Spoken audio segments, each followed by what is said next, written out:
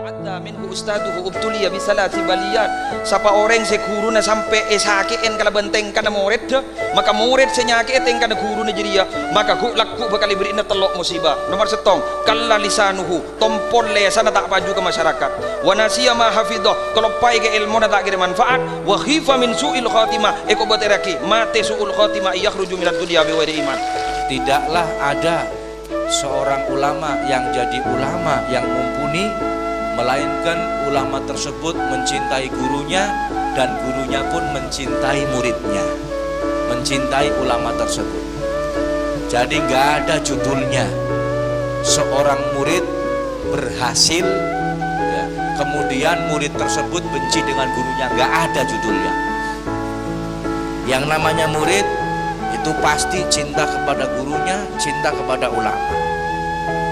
Kalau sampai ada murid dia belajar ilmunya banyak sampai jadi ulama, kemudian dia benci sama gurunya, menyimpan rasa benci sama gurunya, gak bakal sudah menjadi ulama yang mumpuni, gak bakal sudah.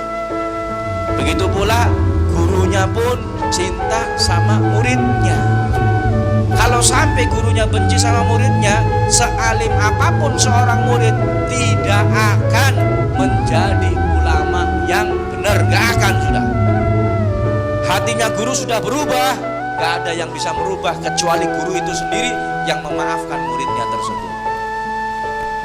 Sekalipun si murid ini ilmunya sedikit, seperti Imam Syafi'i, beliau ulama besar, muridnya banyak sekali muridnya yang pintar-pintar. Ada satu murid yang kurang kuat hafalannya, namanya Al-Imam Buwaiti. Imam Buwaiti ini namanya juga julukannya Imam Buwaiti. Buwaiti ini isim tasghirnya dari bati. Bati ini lambat, berarti lambat sekali. Imam Buwaiti ini kalau dikasih pelajaran, dikasih hadis, disuruh menghafal itu 200 kali diulang-ulang gak hafal-hafal. Saking lambatnya hafalan Imam Buwaiti, saking lemahnya hafalan Imam Buwaiti, 200 kali gak hafal-hafal. Kalau kita insya Allah full 20 kali, 30 kali diulang-ulang, atau mungkin paling banyak 50 kali, insya Allah sudah hafal. Ini 200 kali gak hafal-hafal. Sampai kalau beliau menghafalkan hadis di rumahnya 200 kali dia belum hafal, beliau belum hafal, tetangganya pada hafal semua. Tanggane sing krungu hafal kabeh. Qala Rasulullah sallallahu alaihi wasallam innamal a'malu binniyat. Ini baca nggak hafal-hafal 200 kali, tetangganya dengar sudah hafal, Imam Buwaiti belum hafal. Ilmunya, hafalannya kurang kuat. Tapi subhanallah, Imam Buwaiti dicintai sama gurunya Imam Syafi'i. Sekalipun murid yang paling lambat, yang paling lemah hafalannya, Imam Syafi'i mencintai. Dalam doanya teringat Imam Buwaiti, didoakan oleh Imam Syafi'i. Meninggal Imam Syafi'i, siapa yang menggantikan?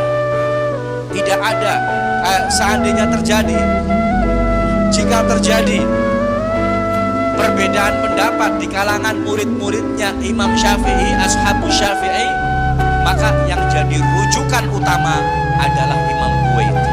Artinya yang mendapat kedudukan menggantikan posisi Imam Syafi'i adalah Imam Buwaiti.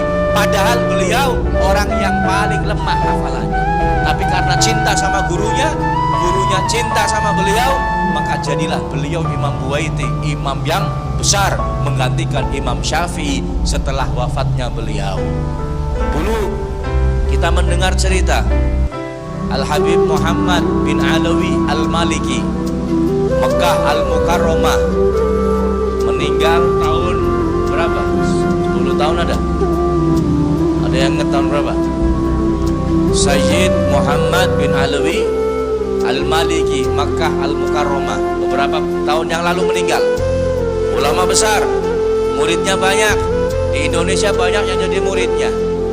Waktu pertama kali masih ada sekitar 20 murid beliau. Suatu hari Sayyid Muhammad bin Ali Al-Maliki refreshing villa sama murid-muridnya. Ada villa, kemudian ketika